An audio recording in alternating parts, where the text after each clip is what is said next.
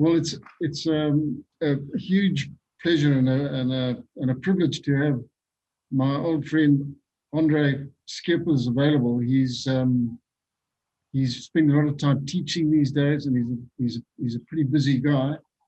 But I managed to get Andre out to chat to us, and I know he'll hate to hear me saying it, but in my view, one of the great combat officers of the Rhodesian War, a very humble, self-effacing gentleman who I have the very highest regard for. And I know he doesn't like talking too much about himself, but he's agreed to do this. And so we're just going to talk through a few of his more memorable operations, and there were a lot of them. But before we get there, Andre, thank you again and welcome.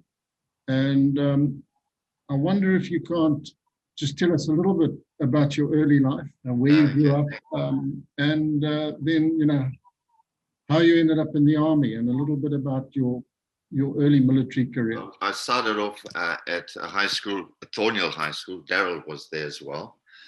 Yeah. And my neighbor was Alan Franklin, Stretch Franklin, the Franklins, you see. And so his dad would speak to me about what Stretch, whom I knew, and Andre Robbie were doing. And that really got me interested in SAS. That's how it started, yes.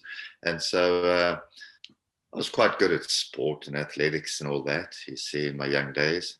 But I thought I should manage to take on the selection and hopefully pass, which I did. And Andre, before the army, you did spend a lot of time learning your bushcraft from the black chaps on your farm and out hunting and fishing. Yes, and Hannes, I loved working with the black people, honestly. I had a catty, these catties, hey, and I used to shoot pigeons, it was really good, and they really taught me quite a bit. But I did spend a lot of time in the bush, more looking for rocks. So I would go out when I was young, a teenager, 3 days at a time, looking for my rocks and bringing them back because I had aspirations of being a geologist. You went off on a slightly different path. All right, Andre, so you went did an SAS recruits course and then selection. Yes, RLI. Well, first of all, SAS, because I was a corporal in SAS in 74. That's when I joined there, intake 137, if I remember correctly, Hannes. And then I went on an officer's course, and then I had to go back to RLI 3 Commando, and from 3 Commando I had to go and do another officer selection for SAS. So I went back to SAS then. A Troop. I joined A Troop under Bob McKenzie. Andre, tell us a little bit about your time in the RLI. I know you were wounded several times. RLI was Hannes, really, it was very hectic, very busy. Lots of punch-ups, Hannes. I was OC 13 troop, which perhaps was one of the most successful troops in the whole of RLI. We were called the Lovers, you see what I mean? And we would win. We had the most kills in 3 Commando. The men were highly motivated. We had lots of contacts. I still remember jumping in sometimes twice a day, into these contacts. Very strenuous, and though it was lots of action, what concerned me about the whole of the scenario was I thought it's just a matter of time before you have to be killed there because of the high exposure you have, with the gooks and just the fire force. And I could have been wrong, but I just felt that, you can't just carry on like that without being wounded or killed. Yeah. So, Andre, I know you did say at one stage, the SAS, in a way, was a little bit of a relief because you were doing reconnaissance work and you weren't being shot at every day. Yeah, Hannes, yeah, I have a particular view on that. You see, I know some people think that doing reconnaissance work is highly dangerous. Well, it is. But I was quite comfortable doing reconnaissance work because I had my own company and no one knew I was around. I was very watchful, 360, watching my rear all the time. You know, I would collect all my bully tins and just sort of use the ablutions right next to me. But I was really secure.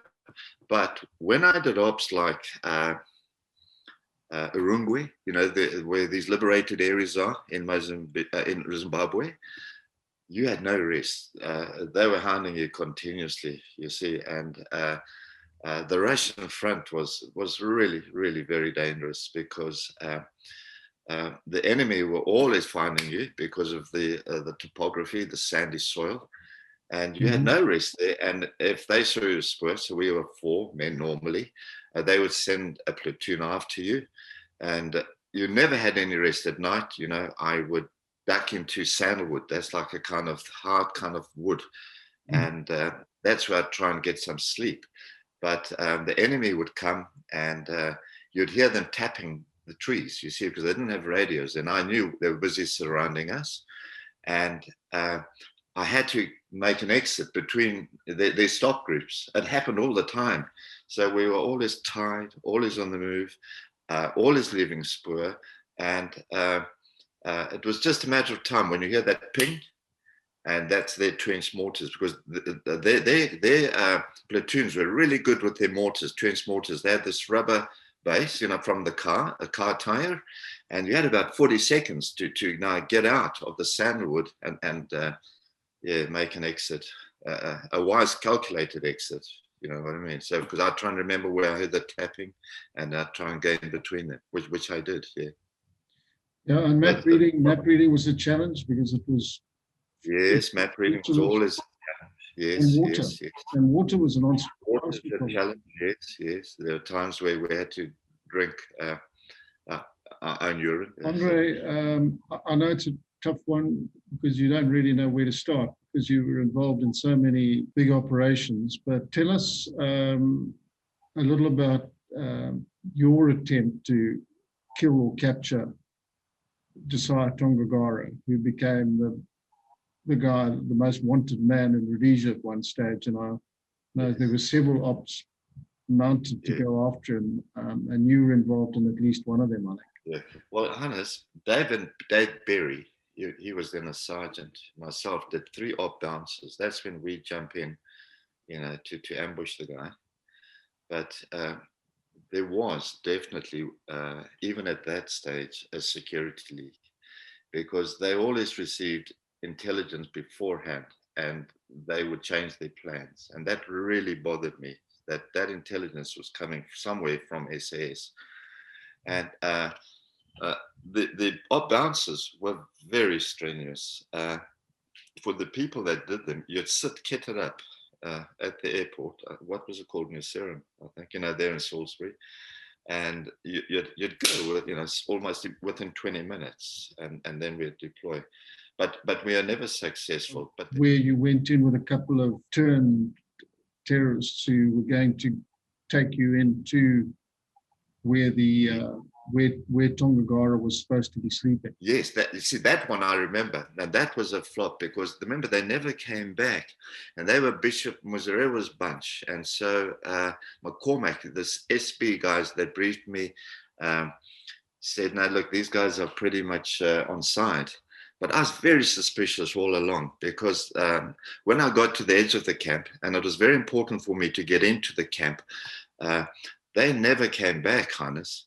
And that really alarmed me because the camp was very difficult well, the tent where they slept was very difficult to pinpoint because it was so spread out. The vegetation was very sparse. It was like Mapani area, and I could not get in. That's why I sent them in just to find the camp, and I was going to go in that night. But that never happened because they never came back. And so I just relayed back and said, look, I'm not happy about going in because 300 people there, I wouldn't make it, you know. You can't walk around in this camp because they slept in tents. They had other leaders there too. And I had to try and find the tents where they were sleeping. And I didn't feel comfortable about that because I couldn't orientate myself, Hannes, because I couldn't get close enough. The security around those leaders was really, you know, very big, and I just couldn't get in. Anyway, those guys arrived back later at that tea estate. I put that in my notes as well, and I sent McCormack to say, just go and ask them what happened there, and they said they had a big punch up. And so, you know, that's why they came back a few days later. But I wasn't sure about that because I was right there and I didn't hear any gunshot. So, you know. Andre, tell us about the attempt to snatch the Russian officers. Yes, remember, so I see in our book, so I always thought they were all Russian officers, but some were, I think 5 were East German and the other 5 were Russian officers. So, remember, we got the identity wrong. I think they were East Germans, the one bunch. Yes. And so that's what's in my notes, Hannes. But yes, so just give us a background to that and what actually happened. Oh, Hannes, that I tell you, that was quite an op. And it was, to me, a very successful op. Because we jumped in, that scorched earth the whole area. So we just left heaps and heaps of spoor, fresh spoor. So I just told the men to get themselves into ant bear holes, and we buried our parachutes. And next morning, well, that night I heard all the vehicles, and there weren't meant to be any vehicles, but we were quite close to like a company sort of base. And next morning, this call sign walked straight towards us on us. Where Baz Jolliffe said to me, they're coming right, they're following us, because we had to collect our chutes. And so I thought, well, you know, this is, we'll just take them out and ask for uplift. But they stopped in front of us, and for some reason they just, you know, didn't see us, and they moved on. Then I moved on, and I got to their camp, and I went into their camp, into their kitchen, and they were having sadza and chicken. I remember that. And Dave was a bit flustered because I didn't have any silent weapons, just in case, because they were standing outside the tent, you see, chatting, the kitchen. And so I thought, well, I'm right there, and we might as well set an ambush right next to the camp.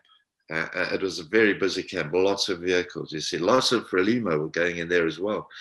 And so as it transpired, you know, eventually some vehicles came along, and I knew these must be high-ranking officials because there were security guards on the back, and their lights were on, and just the 2 Land Rovers.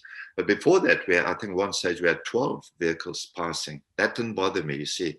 It was just those 2 vehicles with the high-ranking officials. So I said to the guys, well, they weren't really that interested in capturing anyone. They just wanted to, you know, hondo, shoot, kill. And I said, no, we must get these guys, you see. And capture them, take them back. Yeah, that was the whole idea. And I'll stand in the road and wave them down, but just cover me thoroughly, which they did. And the vehicles did slow down, but then they recognized that, look, there's something wrong here, and they put foot, and they tried to run me over, and the guys took them out, and there were no survivors in that. You know, it was too quick and too late. Yeah. And then once you've done that, so I was in the camp there, right next to the camp, about from their main booth, about 150 meters off the main road, tarred road. Now we had to get out. You see, it's like a beehive, and so we legged it out there, and we got straight back to our chutes, flat land. So, you know, we managed to get all our equipment, and the choppers took us out again. So I thought that was quite a good op. Yeah. But you had to fight your way out. They were after you. Yes. Because I was too close to the camp, you see. But why I worked on that was their clearance patrols wouldn't look for us there because we were too close. You know, the clearance patrols normally do a bit of a wider perimeter clearance, not right there in the middle where I was. So it did pay off, yes. But the guys were just phenomenal, because I just said, look, I'll do that, but you guard me, and they did. If it wasn't for them, yeah, I don't think I would have got out of that. They were pretty good in their shooting, yeah. Andre, tell us about your the raid on the Tropper Scanner, on the communication center, on the Byra Road. Yes. Well, that Hannes, also my notes, Hannes, the men I took in and all that, and it was quite hard to get there. I walked in 2 days. Daryl was sort of in charge, so they set up a communication base back inland, and I walked in, and we climbed the mountain, and when we got to the top of the mountain, I said to the guys, just you sit back, and I walked to the gate, and there were the security Just guys. tell us how heavily defended it was, and a little bit about the installation. Oh no, it was company strength. Yes, and there were big guns there, and right at the front gate, just the front gate, besides the barracks, there were 7 people sleeping there. There's a sentry at the boom gate, you see, and so yeah, there were a lot of people there. It was company strength, big guns too, because those were the same guns. Because going back after the op, remember I walked on the road and I walked into a mobile, and so those big guns up there started shooting down at us, but they're shooting the mobile, and then the mobile in front of us started returning fire back and shooting their own guys. Tell us how you actually got into this facility, because it was very. Yeah, I was a bit of a sneaky character there, so I went up with Ollie, I think it was Ollie Jewett, and I took one M&R guy with me in case I needed an interpreter. I tried the gates, because just a few meters away was the security guard, and I could see him, and I tried the gates, but they hadn't padlocked, you see, that they just tied it with wire. So I undid the wire. They didn't ball point it strong enough, you see, but the chain that they just loosely dangled fell down and hit the frame of the gate. So this guy stirred for a moment, but we had silenced weapons, but he just kept on sleeping. So I opened the gate. I saw the men in front of me, 7 men sleeping right there. So we had to tiptoe over those guys. So I went back and got the rest of the guys. I said to them, look, we're going to walk in there and we're going to tiptoe, and you're not going to kick any of these guys or bump into any of these guys. We've got to get past them to the main office, where the radar station was.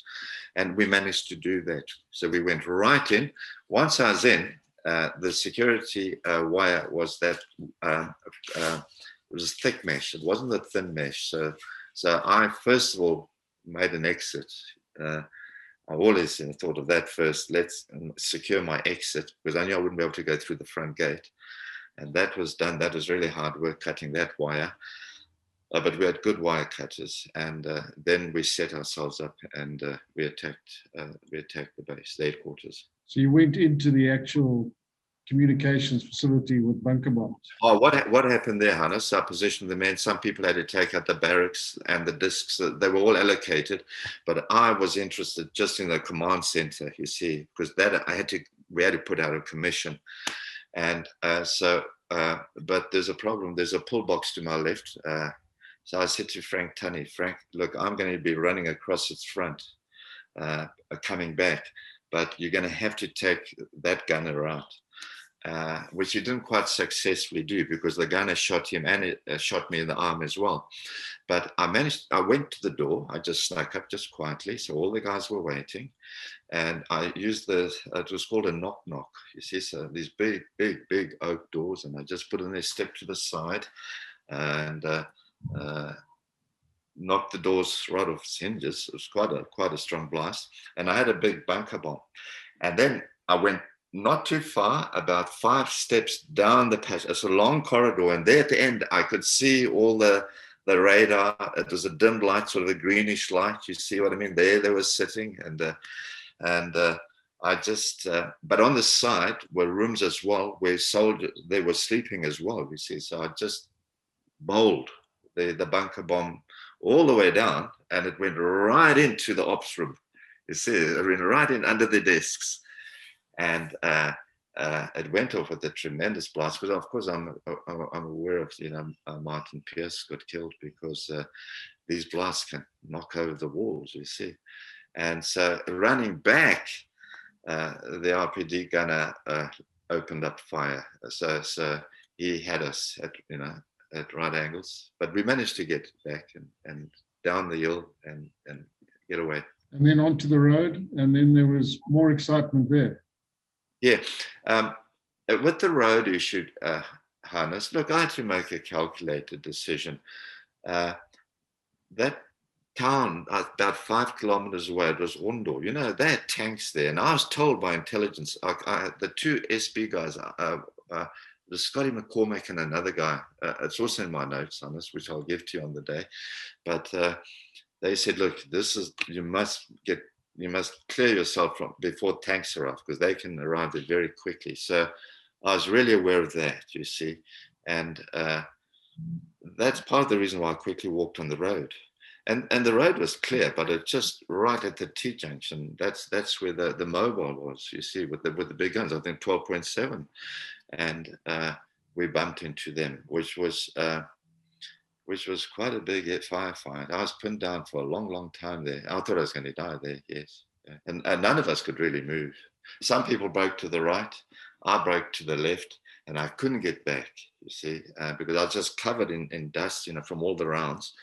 And eventually there's a bit of a lull, because the guns on top there's one or two left. They started firing, at the mobile. And that gave us a chance to get away. But we'd just crossed the main road when the tanks did arrive, T-34s. And that was quite a scary experience, just hearing the metallic sounds, the rumble, and it just swerved. It just swerved off the road, after us. And we just really ran for our lives. Yeah. Andre, let's if your mind will go back there to the near Cabora Bassa reconnaissance, where Keith Clutie hurt himself, and you had a very tough time there, going in, coming out, and going back again. Very hard up there, Hannes. Very physical. We lost a lot of weight because we jumped in, found the camp. That was incredible in itself. But Keith broke his neck, and so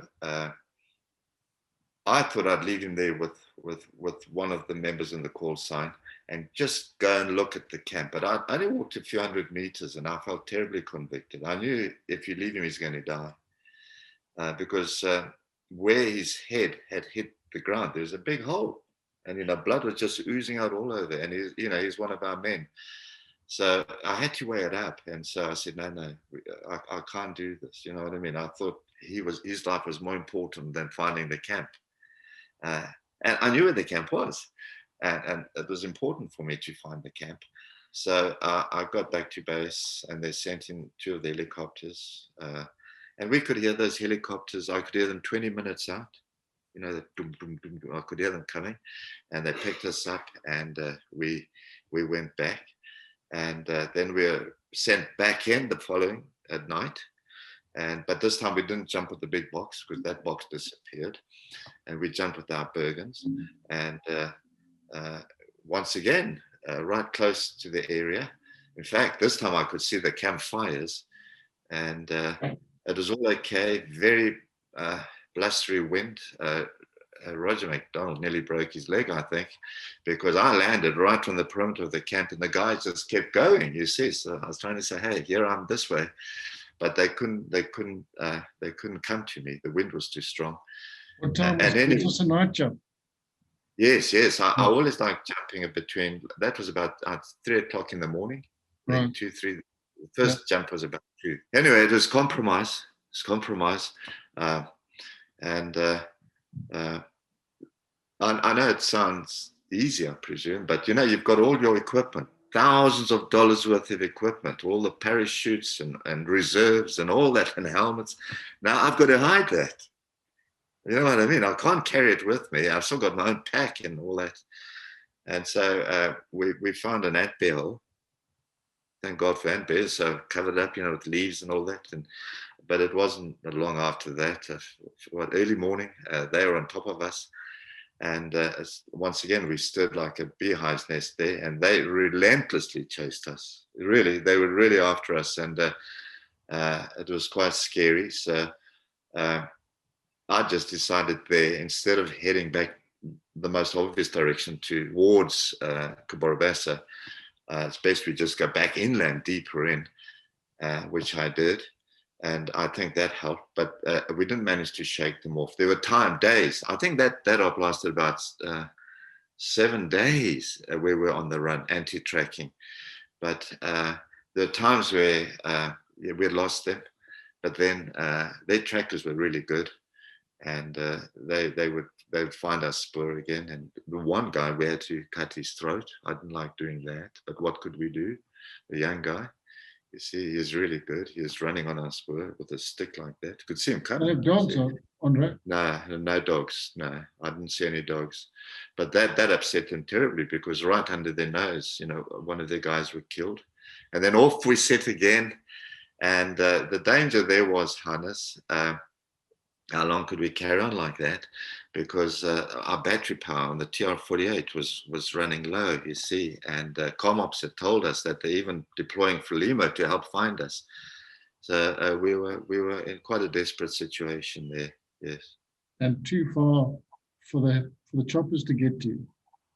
Yes, that's right. Yes, but they picked us up successfully, and I remember one pilot was an American pilot. He just sort of crash landed the helicopter like they do there in Vietnam. You know what I mean? Really, it was amazing. And we just got him. Yeah, so he's good. Andre, one more story that springs to mind is the Beira raid coming off the strike craft. Again, I think it was after the fuel tanks. Yes. In Beira. I know you were involved in that. Just talk us through that one, where you went to train and where it started and how you ended up there. Hannes, that picture you'll see in that contact book, it's there in my bookshelf. The guy with RPG-7 is myself. So what they did with me at Donkergat, there in Cape Town, they trained me for a long time. I specialized just in firing that RPG-7, and I was so good firing that RPG-7 off a Zodiac or anything that from over 100 meters I'd hit bullseye, because I had to be accurate, because the fuel depot had very high mesh, you see, so I had to find the gap to get the tank in the right place, because all the guys on either side of me, I can't remember exact detail, but I think it was 1 tracer and 3 armored piercing, you see. That was their configuration on their belts. But I had to pierce the tank, you see. Fuel had to flow for them to ignite all that. Anyway, we did line up, and I did see the beginning. Andre, you started off from the Cape. You went from Cape Town to Durban, and then from Durban by strike craft. Yes, that PC aircraft, patrol, it's an Israeli thing, because General Lutz, he is in cahoots with the Israelis as well in intelligence. They had an incredible intelligence setup. So before we deployed there, they were able to tell us, where the Russian ships are, or how long it'll take for them to, in the Indian Ocean, for them to respond. So Silver Mine was pretty jacked up then. Yes, yeah. But yes, that's right. So we went up the Pungwe River. That's where those sardines came down. We went in diamond formation. So you got off the strike craft into rubber ducks.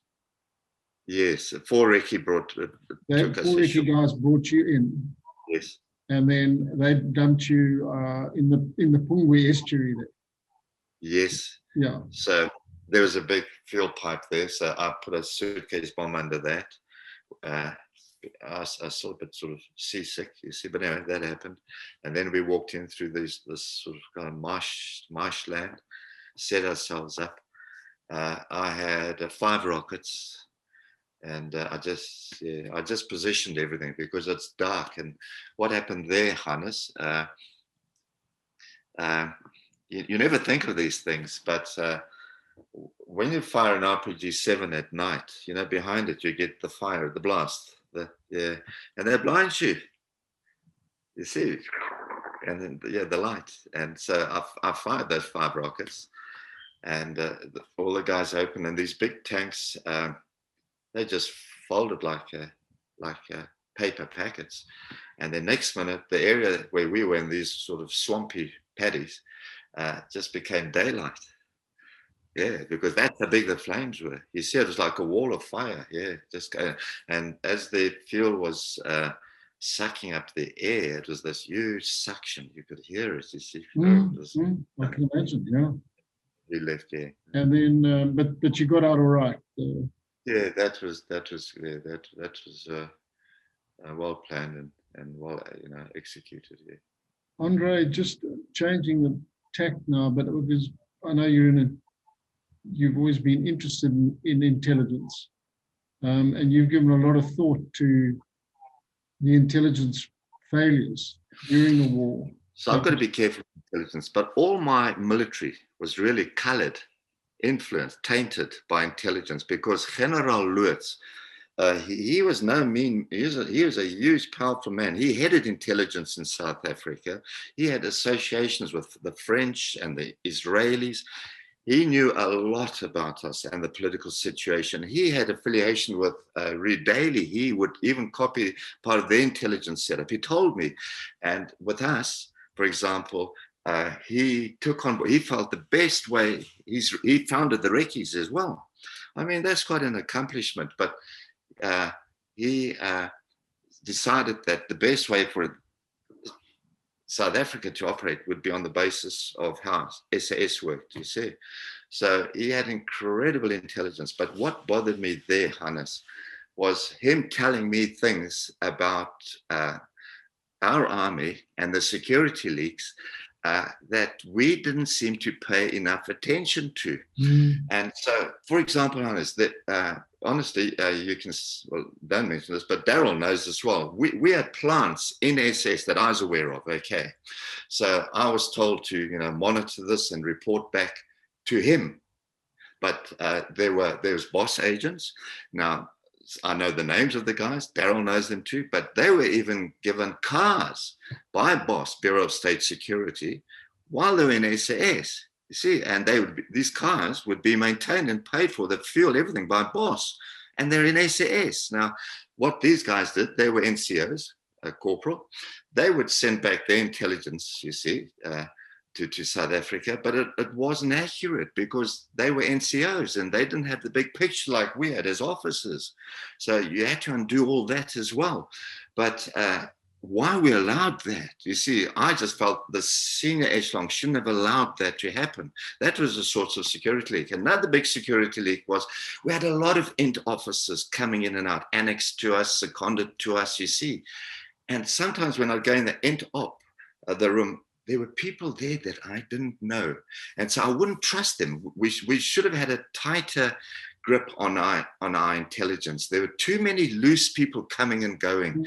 And that was another area. Then we also had a lot of foreigners, Hannes. And so I don't think we always checked their security. So, for example, from our foreigners, I know for a fact we had a CIA operative reporting back. I know that, you see. I knew that.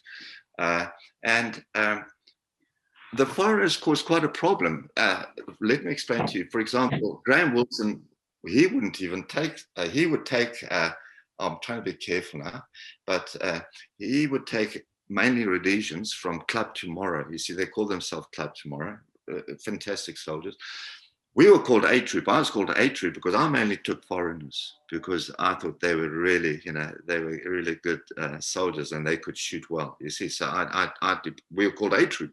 So they called me Audie Murphy because, I initiated on the Russian front that when we came to contact, which we did many times, the first belt, 50 rounds, they had to fire immediately, just let it go, you see, because that gave me a chance just to make some tactical decisions to stick my head up, to see what I must do, because they always outnumbered us, you see. So that's why I got the nickname Audie Murphy, you see, because I just like firepower. That gave me a chance to get away.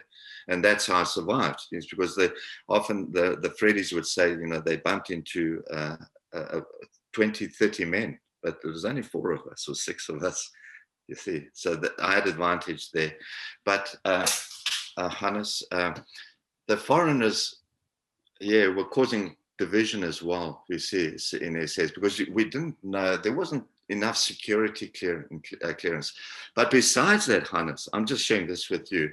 I was told, don't trust ComOps, so that I wouldn't share all my information with ComOps either, neither would Daryl. You see, because we just didn't know what was happening there, because Fowler, I didn't know who all his associates were. And honestly, every time we deployed, it's like the enemy had premonition. They had forewarning of us coming, and that really bothered me.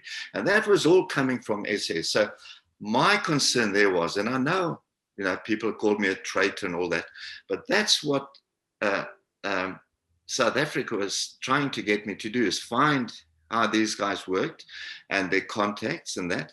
But for example, with Ken, what's his name? Flower, the big guy, I was pretty ineffective because I needed more rank. You had to go up to work, to contact, but I couldn't. But I was fully aware of what was happening there. And it was really a very frustrating time. It must have been terribly demoralizing, being sent on these very dangerous operations, and you don't know whether the enemy know you're coming or not.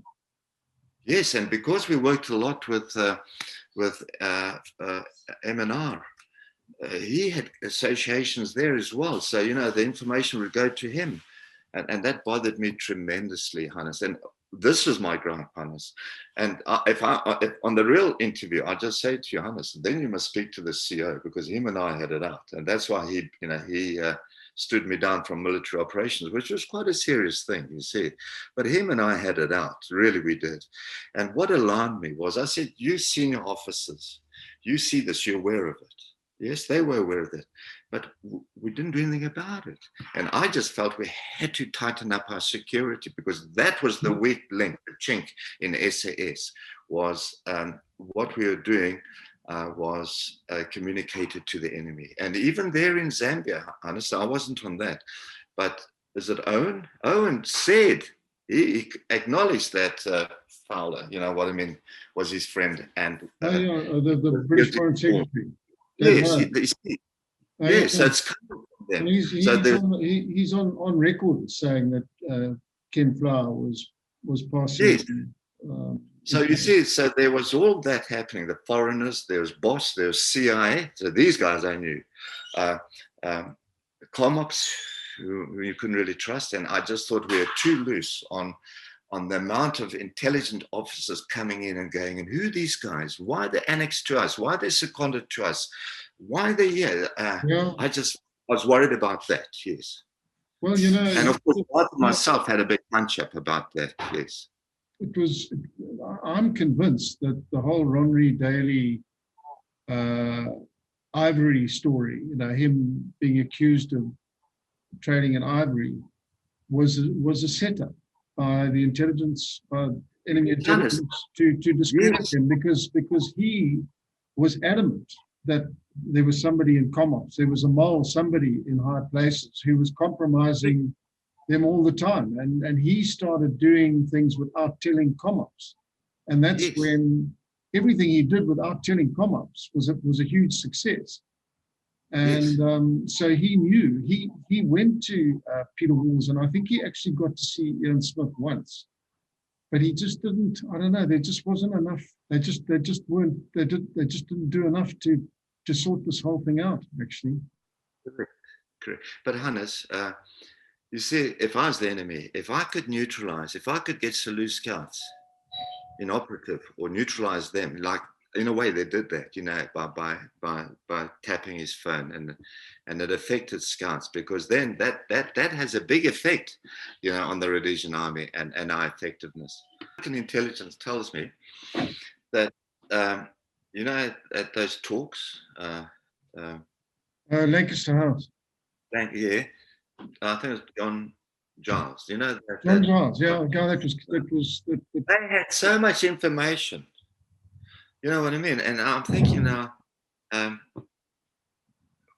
you know, that information should be ours, you see, and they're passing it on. But South Africa did have quite a network, because after, you remember, boss became dons. You see what I mean? There was compromise there as well. And they had very close links with Israeli intelligence in those days, Yes, and that was probably the source of a lot of information. But yes, I do remember you telling me about this, and the fact that the South Africans had told you they knew who had actually killed John. They had names. They had names. And also, Hannes, don't forget, I think it was 77. So I did work with their recce's, 2 recce. So working into Gaza province. Mbalahuta. Yes. Mbalahuta. And they were fine men, powerful, fearless, strong men, you see. But General Lewis told me, so what they're doing is they're gleaning all this experience, and he's taking it back, he's refining it, and he's going to use that in a South African situation. So I quite liked the vision of General Lewis. He is really a man of stature, and not many men could just see him. I'll never forget meeting him. I was really impressed with a general of very, very high standard. Very intelligent, yeah. A thinker and a listener. Yes.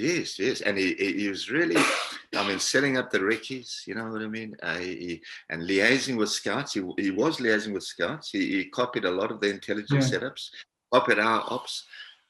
He had his own people infiltrating us, so he could tell us about what's happening, our own security, because what really demoralized me was at the end when our hierarchy, Hannes, was telling us that no, Mugabe won't get in, we've got Operation Quartz and all that. And he was saying to us, you're finished. And I'm saying, that like pulls the rug from under your feet, because are you saying all the men we lost, the amount of times have been shot, what's that all about? Is it all in vain? He said, it is, Andre. He says, they're not being honest with you. You know what I mean? So that was counterintelligence correcting our top officials. Yeah. No, and he was dead right. He was right. Yeah. Well, look, Andre. I did that, Hannes. I just worked out, I thought, let me quickly show. I did about 15 external ops, I try to remember the names, because, look, I'm getting old and I'm forgetting all these names, but there are about 15 I can remember, and there's some I can't remember the names. But if you had to ask me in the interview, Hannes, I came into SS and I really, really just had a close bond with Dave Berry, Koos Lewis, and Daryl. Those were the 3 men that really helped me as a rookie, as a young officer. They helped me, and so that's where my affiliation lies, and that's why I'm so zealous to correct anything that I think is not true about Dave Berry or Daryl Watt. You know what I mean? Because I just feel that these were real fine soldiers, and I don't think they always got the recognition they did. That's just what. I know that's another matter, so I won't touch on that. But that's what happened. All right, Andre. Well, listen, man. Okay. Well, thanks very much for your time, Andre. And I know we can. I know people would like to hear more, so maybe we can carry on at another stage. But for now, thanks very much indeed.